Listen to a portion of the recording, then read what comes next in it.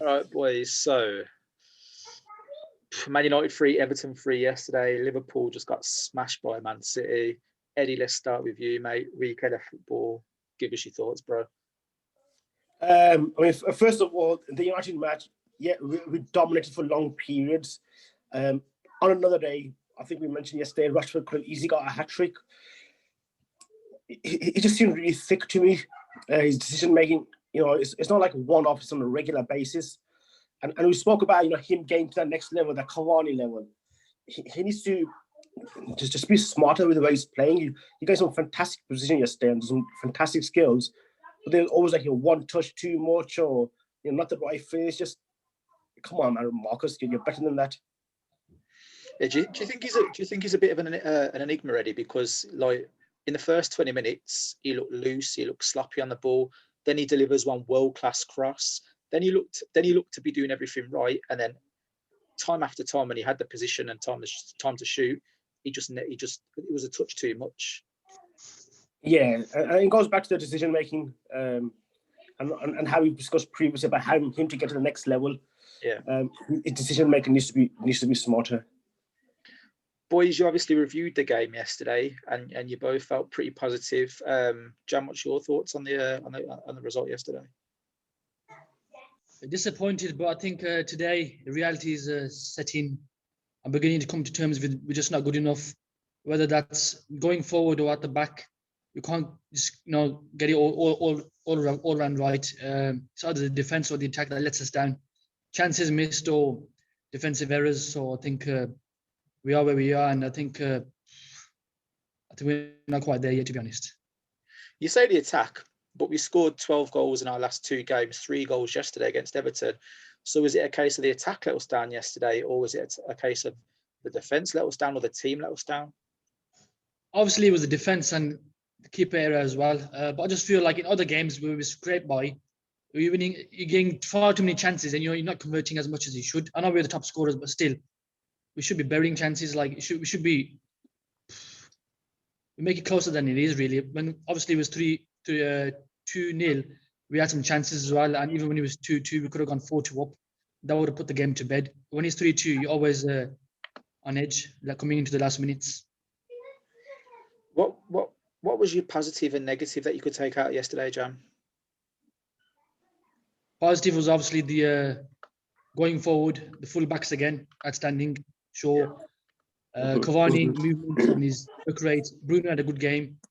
McTominay was good. Greenwood was good. Negatives, the defense, lack of communication, switching off, and the keeper, to be honest.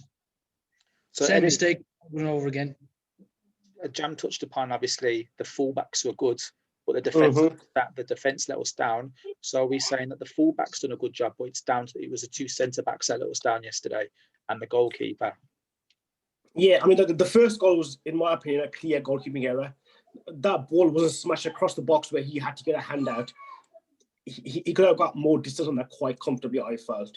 It was outside the boot. It wasn't like powerful. It wasn't miles away. He had to go a full stretch. I think he should have done much better than what he done. Okay. And then the second goal? The second goal was just generally poor defending as a team, as a unit. Okay. And then obviously last couple of minutes, Tuanzebe comes on to tighten down the game. Obviously, he takes a foul for the team.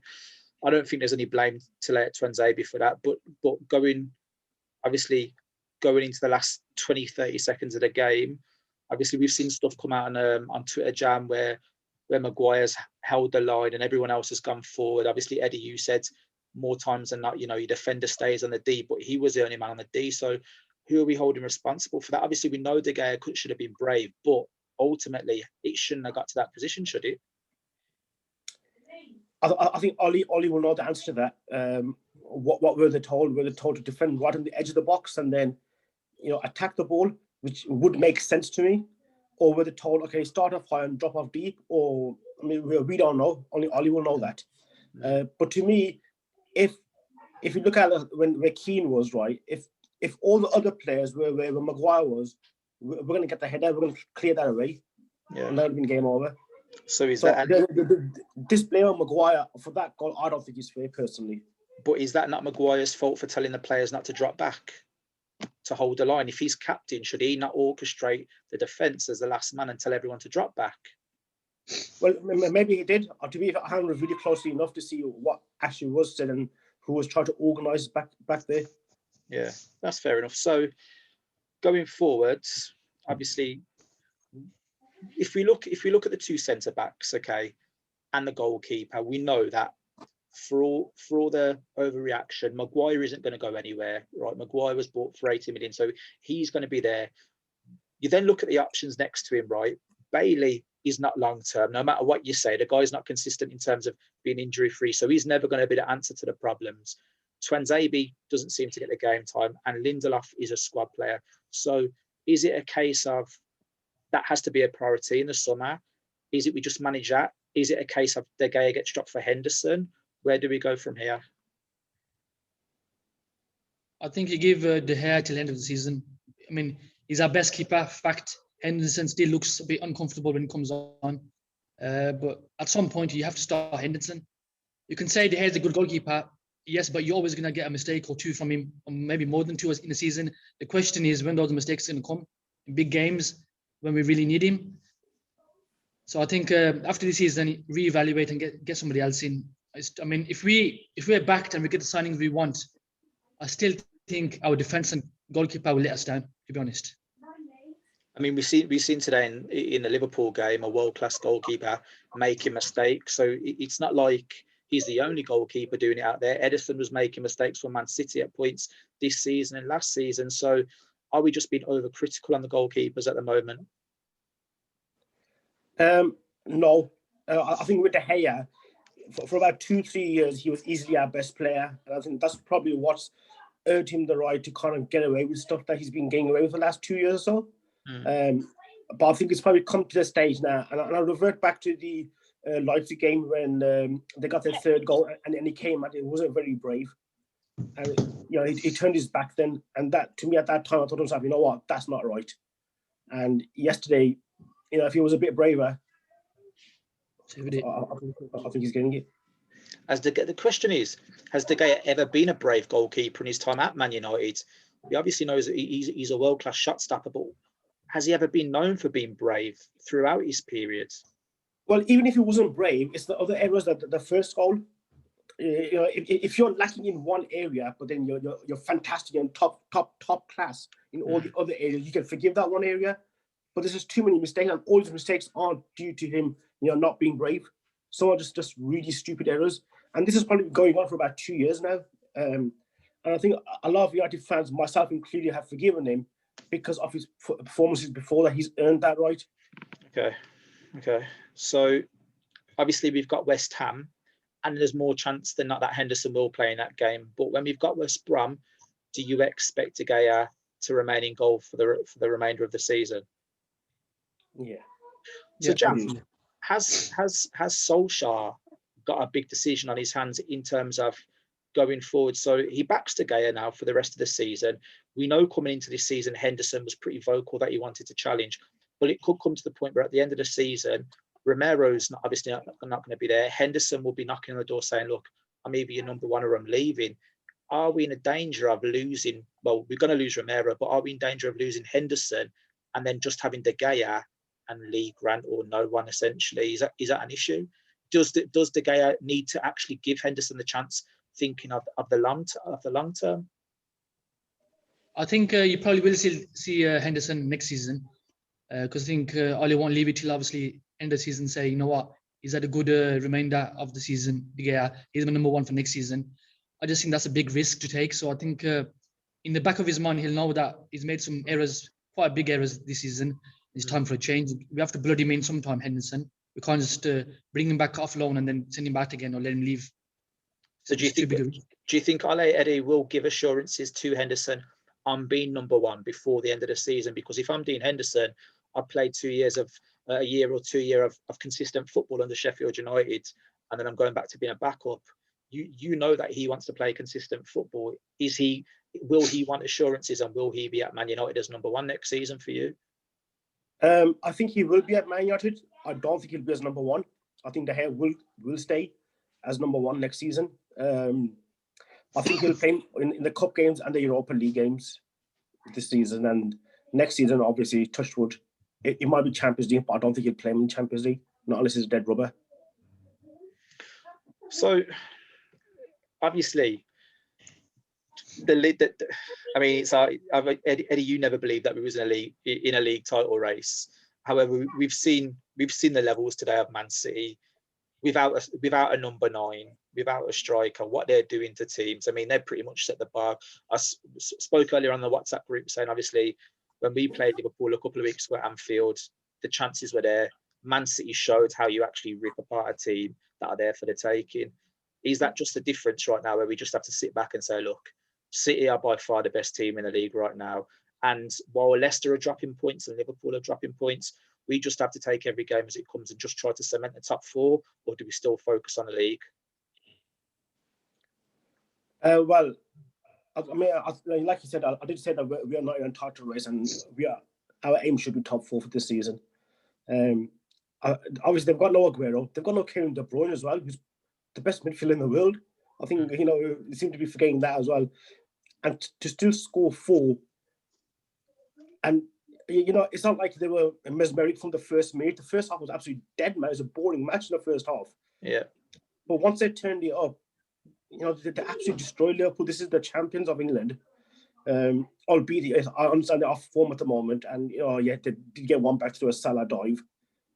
But yeah, man, they're just like miles ahead at the moment. And Phil Foden, guy's absolute quality. He's class, isn't he? Do you know? I tell you what, right? I know we've said this before, but England have got a scary, scary team with the youngsters they've got come through. I actually like Curtis Jones as well. I think in the first half he looked really good, and he looks a decent player. But England have some talented youngsters, and Foden is probably the pick of them for me. Yeah, quality. Yeah. I know we don't like to talk about our rivals much, but do you think this is the end of Liverpool, or do you think once they get the players back and the summer comes and they regroup, they'll go again? I think they'll invest in the summer. Yeah. I could see a few people leaving. I think they'll invest because the way they play in a high intensity on the front foot all the time, you can't do it more than 2 or 3 seasons. I mean, look at Barcelona. After 2011, they had to wait 4 years until they kind of regrouped. And I just don't think they can do it week in, week out for 3-4 years. And I think they will need to reinvest. I think they'll go after a top striker. What about you, Jam? Do you think Liverpool need to potentially freshen things up, make a few changes? Do you think this team can go again once they get Van Dijk and go back? Not with the same team. I think they'll have to invest, add some more creativity to the midfield. I don't think you probably see Milner as much next season. Probably Henderson, add a bit more quality. Probably get another centre back and a top striker. And I think they'll be there or thereabouts next season. That's fair. So obviously we've spoke before about one of the issues in Man United this season is not being consistent. Be playing patches, a moment of brilliance. Probably one of the most frustrating things about yesterday is that we actually played really well for almost 90 minutes. It felt like you literally moved into a brand new house and a scouser came and robbed your house for all the hard work that you've done. Talk about what impressed you the most in terms of the actual way we played, the fact that was probably one of the first games in a month or two where we've actually really played well as a team. I thought Greenwood was really good on the right yesterday. But what impressed you the most about, taking a positive out of yesterday? Is that to me or Eddie? Either one, mate. Either one, pick up, lads. The way we kept the ball, the way we were comfortable, they didn't really lay a glove on us after the first 11 minutes, Everton. We just looked comfortable on the ball, knew what we was doing, passing it right, pass and move. And you just knew that if we were patient, it would create chances. So we weren't panicking. We weren't just like pumping long balls or giving it to like Pogba and say, you do something, or Greenwood, you do something. It was all linked up. It was a nice play. So that impressed me a lot. And what about you, Eddie? Yeah, similar to Jam. I think you kind of hit the nail on the head there when you said we played well as a team. It wasn't just individual moments of brilliance. We actually played really well as a team, and I was really impressed with Greenwood. He seems to be coming along really nicely. Maybe another one who listens to this channel and maybe understands that it's a team game and not always step over and shoot. Yeah. So I think the fact that we played well as a team was very, very, very, good for us. And I still think if De Gea didn't make that error, goals change games at the end of the day. If they didn't make that error, they didn't score. We could be sitting here thinking, you know what, 9-0, 5-0. We've had some fantastic results. We're still in the title race, and who knows if we had won, what would have happened in today's match? Yeah, true. So if you had to lay the blame at one person yesterday, whether it be, because I don't think many people would probably lay the blame more to Lindelof over Maguire. So I'm going to pick two culprits of yesterday. If you had to lay the blame to Maguire or De Gea more than one, Jam, who would you have laid it to more yesterday? De Gea. Okay. What about you, Eddie? De Gea. See, I'm going to go the other way. I'm going to go Maguire. De Gea. I'm going Maguire. Two mistakes with De Gea. Same. Not brave as one's foot. People seem to forget that Alan Smith broke his leg defending a shot at Anfield a couple of years back. You have to put your body on the line when you play for Man United, whether that's in your nature or not. At some point, you have to sacrifice the body for the good of the team. And it's twice he's backed out his doctor challenge. And the same thing against Sheffield United. He could have cleared it into Rose's head. He didn't. He passed it straight back to their player, and Sheffield United scored. And again, he palmed it out, weak hands. It's the same mistakes over and over again. His positioning, he goes with his foot. He ain't got strong enough hands. He's not brave enough. How long is it going to go on for? So looking at the first goal yesterday, obviously, everyone will turn around and say, don't laugh at Maguire. 80 million, and he got pace. But pace isn't part of Maguire's game, so there's no point in judging him on something an attribute that he doesn't have. So if we were to lay blame at De Gea for the first goal, then fair enough.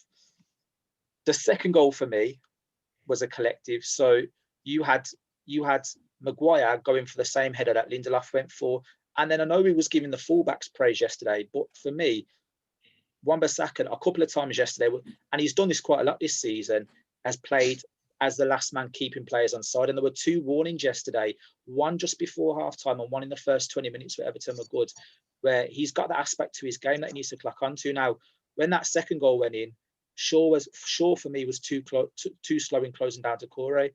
So that was a collective as a team. But I'd also hold Maguire responsible for going for the same header as Lindelof, hold Shaw responsible for not closing it down. And the second strike is obviously quality. The third goal for me, it's a case of the ball's got to De Gea and it shouldn't have got there. And for me, Jam, you put it out there yesterday. It was a thing on Twitter about world-class defending, Maguire. So I think it's easy to put the blame on De Gea. But for me, I think the collective need to look at themselves first. And I think De Gea is a bit of an easy scapegoat sometimes, but that's just my opinion. I mean, that third goal, I can understand where he's coming from to defend De Gea. But the whole point of having world-class goalkeepers is in those moments, you make the big calls correctly and save your team. If you remember when Liverpool won the Champions League in the last group game against Napoli, yeah, I think they had a chance right in literally the last kick of the game, and Ice come out and made the save. These little moments mean big things across the season. The same Alisson that made the two mistakes today. Yeah, and the fans won't turn on him because of what he's done previously. But if he keeps doing this for 2 years, you think the fans won't turn on him? What's the will? The fans on him. But for me as a whole this season, De Gea has actually been quality. He's actually been a lot better than what he has in the previous 2 seasons.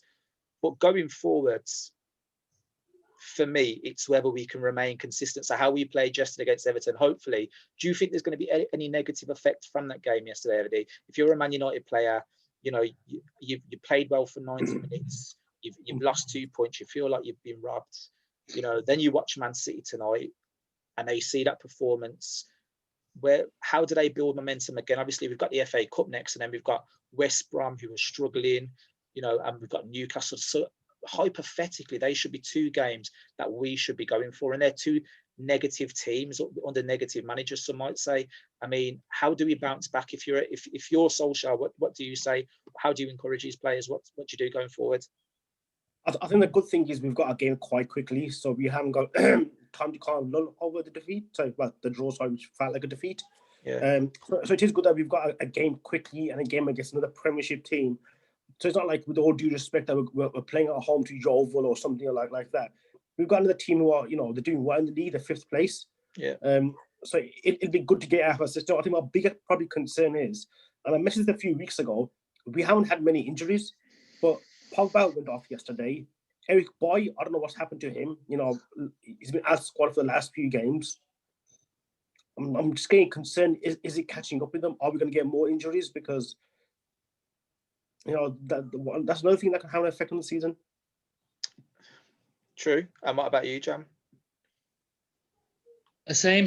Obviously, Pogba could be out for a couple of games. I think we just go again. All he's got to tell the boys, you put in a good performance. You drew. You never lost. You dropped points, but you never lost.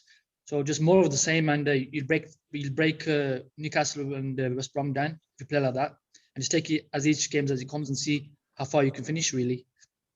Perfect. All right, boys. I'm going to ask you for your ratings on your players, but I'm going to start front to back. So both going to ask you for the rating for the same player. So we're going to start off with Cavani. So, lad, Eddie, I know Cavani's your boy. So what are you giving Cavani out of 10? For me, he was man of the match yesterday. But what would you have gave him? 9.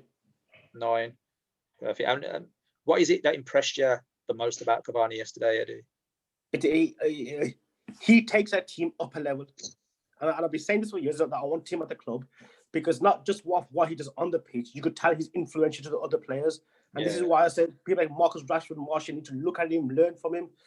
And that Southampton game, he actually pulled Rashford to the side. They're showing a later clip where he said to him, when the ball's there, step back. And the ball went and he stepped back and he scored the goal. Yeah. So this is what they need to be doing. And I think that there's more to him than just what he does on the pitch.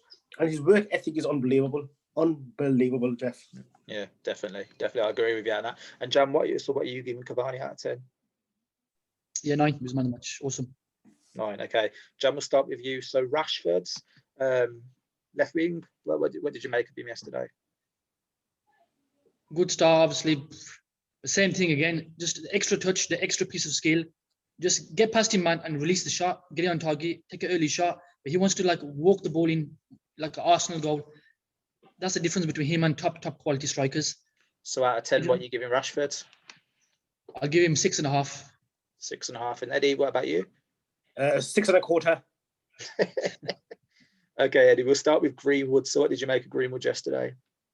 I was actually very impressed with Greenwood. I think I mentioned in the group that the pennies finally dropped out. It is a team game. So for that, I would give him a 7.5. And you, Jam? 7. It was good.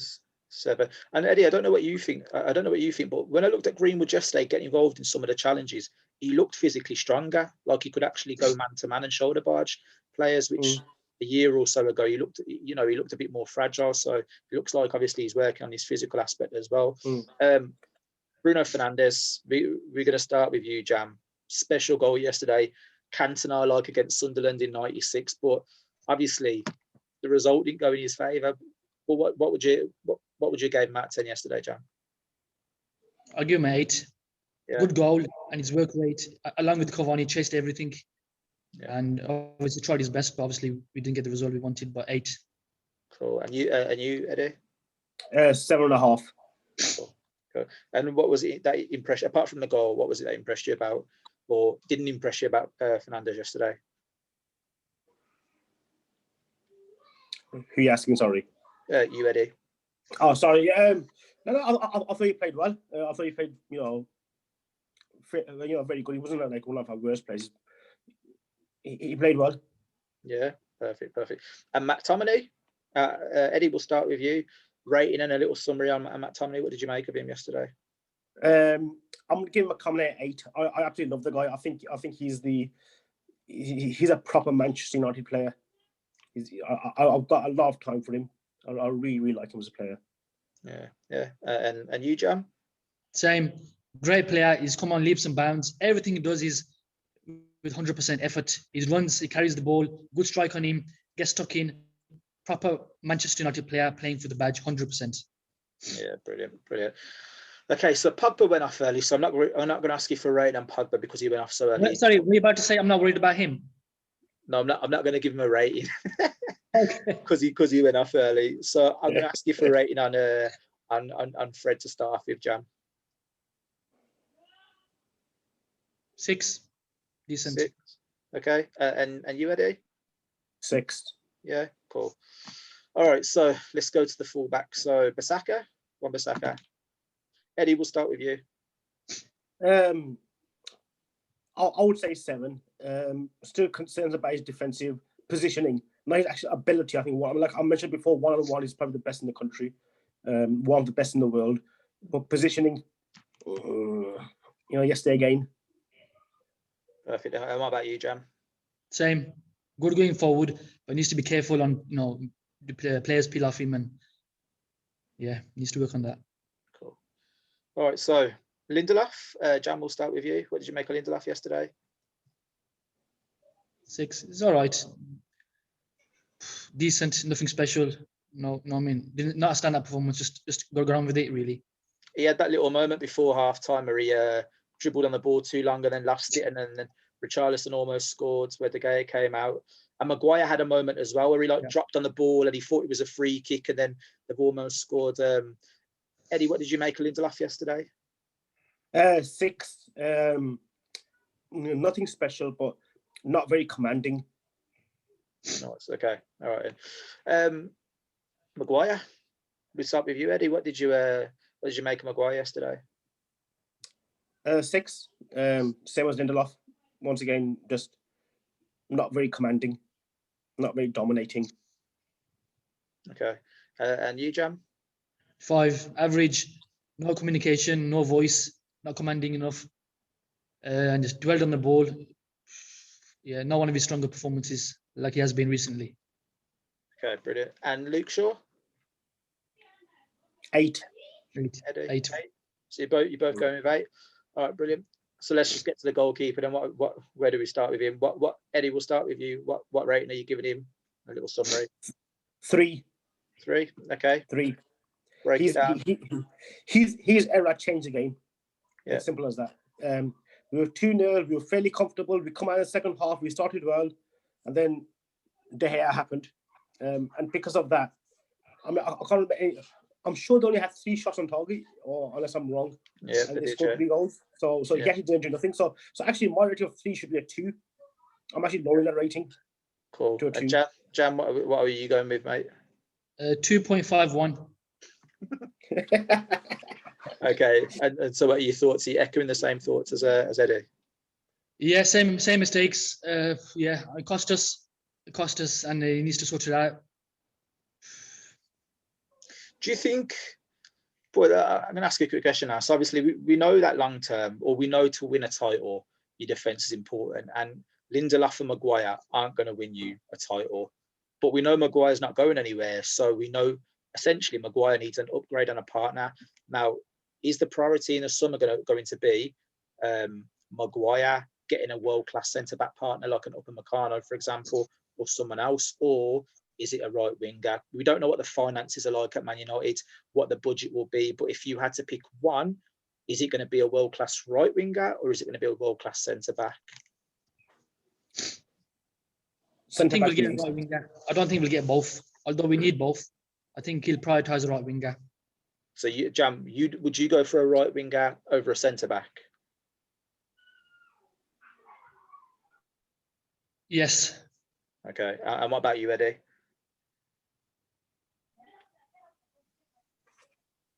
Are you still there? Eddie's doing some Houdini acts, disappearing. Sorry, lad, my screen froze there for a moment. I didn't hear what Jam said. So Jam went with a right winger. Eddie, what would you prioritise, right winger or centre back?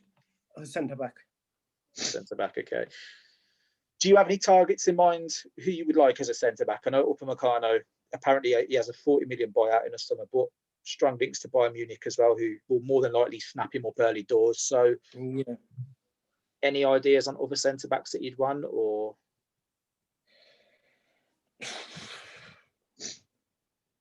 I don't really know.